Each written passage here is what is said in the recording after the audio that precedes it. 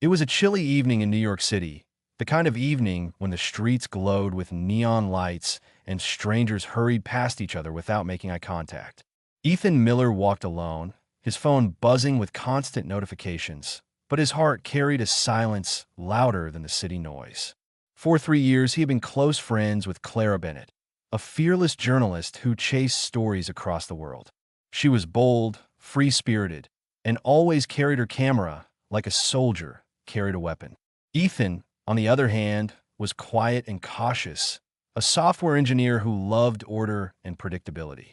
They had met by accident in a coffee shop when Clara spilled her drink on his laptop, and instead of being angry, he laughed. That small laugh had grown into a friendship that filled Ethan's world. Yet there was one truth he had never spoken. He loved her. Clara was leaving the next morning for Syria on a dangerous assignment. Ethan knew it might be months before she returned, and there was always the terrifying possibility that she might not return at all. Sitting on the rooftop of his apartment, he typed the words on his phone that he had rehearsed 100 times in his head. Clara, I don't want to let you go without telling you that I love you. He stared at the glowing screen, thumb hovering over the send button. But fear whispered doubts into his ear. What if she didn't feel the same? What if this ruined their friendship forever? He locked his phone and let the message remain unsent, convincing himself he would tell her face to face.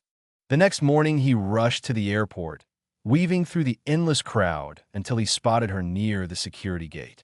She looked tired yet determined, her bag slung over her shoulder and her press badge swinging on a lanyard. "Clara," he called out, breathless as he reached her. She turned, surprised but smiling. "Ethan, what are you doing here?" He struggled to find the right words, but ended up with the safest ones. "I just wanted to see you off." She smiled warmly, touched by the gesture.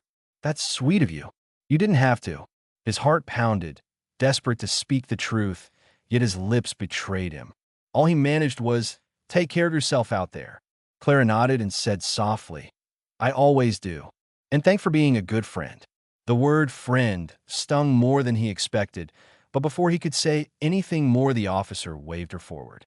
She gave him one last smile before disappearing into the crowd, leaving him standing frozen with his unsent message echoing in his mind. Days turned into weeks, and Ethan followed her reports online. Clara's articles were powerful, brave, and heartbreaking. Occasionally, she sent short emails. "The situation is rough here, but I'm fine. Don't worry." Those words comforted him, but only for a moment. Then one night, while Ethan was still at the office staring at lines of code, a breaking news alert appeared on his screen. Journalist Clara Bennett reported missing in Syria. The world collapsed around him. He dropped everything and rushed home, switching on every news channel, searching for more. The reports were vague, saying her team had been ambushed. 2 members were confirmed safe. Clara was not among them. Ethan sat in the darkness of his apartment, staring at her last email. "I'll call you when I'm back in New York. Coffee's on me." His chest ached with regret.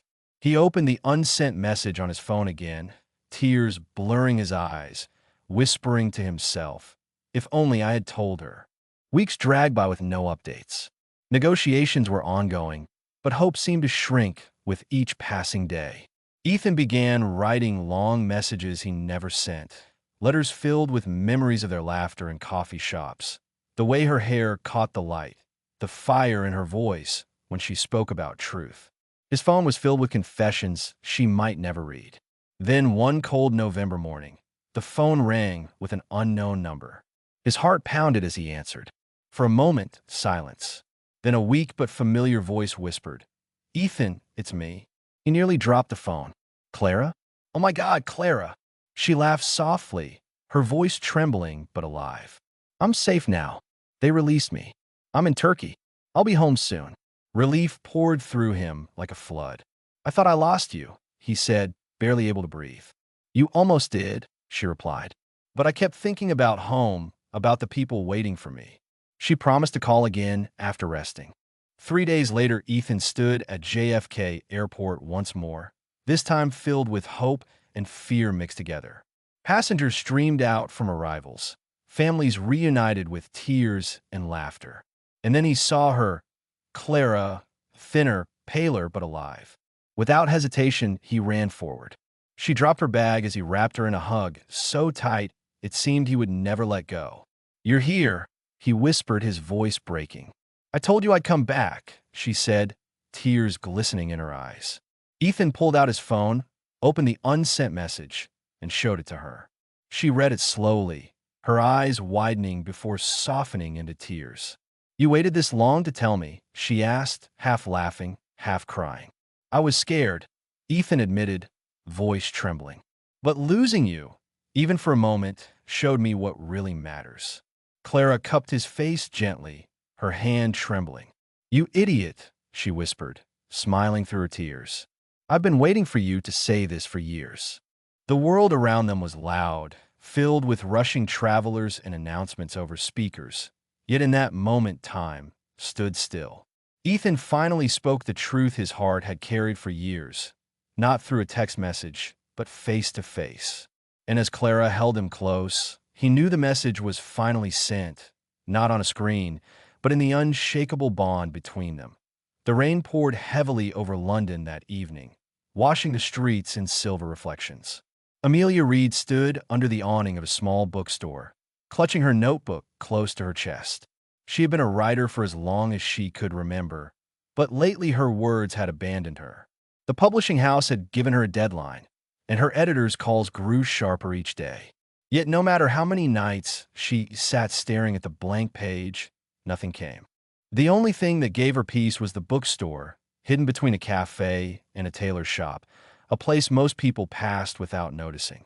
Inside, the shelves leaned with age, the air smelled of old paper, and the owner, Mr. Callahan, always greeted her with a warm smile. She often came here to sit, read, and hope inspiration would return. That evening, as thunder rumbled in the distance, she pushed open the creaking door and stepped inside. Mr. Callahan looked up from behind the counter. "Ah, Amelia. Escaping the storm, are you?" She smiled weakly. "Escaping everything, I suppose."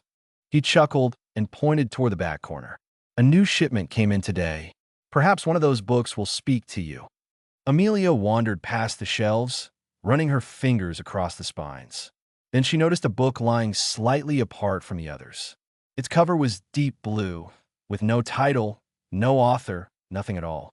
Curious, she picked it up and opened the first page.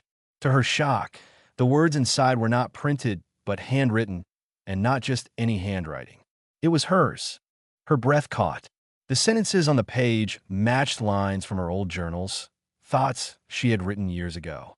Confused, she flipped through more pages, and each one revealed pieces of her life, written in her style, but going far beyond anything she had ever put to paper.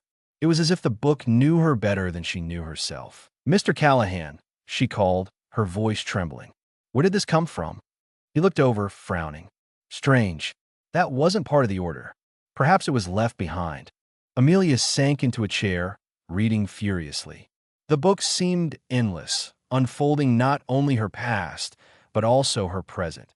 Conversations she had only yesterday, thoughts she hadn't dared to tell anyone. But what made her skin prickle was when the words began to describe her future. She read about things that hadn't happened yet. A chance meeting, a train journey, a man with a scar above his eyebrow who would change her life forever. She slammed the book shut, heart racing. This couldn't be real. It was impossible. Yet a part of her, the writer inside who lived on imagination, couldn't stop believing. That night, she carried the mysterious book home, unable to sleep. The next morning, still shaken, she boarded a train to clear her mind. As she sat by the window, the sound of wheels on tracks filling her ears, someone dropped into the seat across from her. She glanced up and froze. The man had a faint scar above his right eyebrow. He noticed her staring and smiled politely. "Sorry, I didn't mean to startle you. The train is packed today." Amelia's throat went dry. She tried to convince herself it was coincidence, nothing more. But as the train rattled forward, the man began speaking, and every word felt like a line she had already read. His name was Daniel Hayes, a photographer returning from an assignment in Scotland. He talked about the beauty of landscapes, about how he chased light with his camera. She listened, her mind spinning, remembering how the book had described a photographer who would bring color back into her gray world. By the time the train pulled into the station, Amelia felt dizzy. Daniel stood, gave her a smile that lingered, and handed her his card. "If you ever need inspiration," he said lightly, "photography has a way of showing what words cannot." That evening, she returned to her apartment, trembling as she opened the book again. The next chapter described a meeting at a cafe, conversations that would stretch for hours, and a friendship that would grow into something she had been too afraid to imagine. Amelia stared at the pages, torn between terror and wonder. Was her life already written? Was this book a gift or a curse? She wanted to throw it away, yet she couldn't resist reading more. For the first time in months, her writer's block dissolved. Words poured from her fingers, inspired not just by the mystery of the book, but by the spark she felt when Daniel spoke. Days turned into weeks. She met him again, exactly as the book had said, in a cafe on a quiet street. They talked until closing time, sharing stories of dreams and failures. Slowly, page by page, the book unfolded alongside her real life. And though it frightened her, it also filled her with a strange comfort. The belief that perhaps her story was meant to be written, that perhaps she was not as lost as she thought. One night, as winter snow fell softly outside her window, Amelia reached the final chapter. Her hand shook as she turned the last page. The words described her sitting in her apartment, snow falling, the book in her lap. And then it said, "She realizes the ending has not been written yet, because the pen is in her hands." Amelia gasped. She looked down, and the rest of the page was blank. For a long moment she stared, then she smiled through tears. Closing the mysterious book, she pulled out her notebook, opened a fresh page, and began to write. For the first time, the words came easily.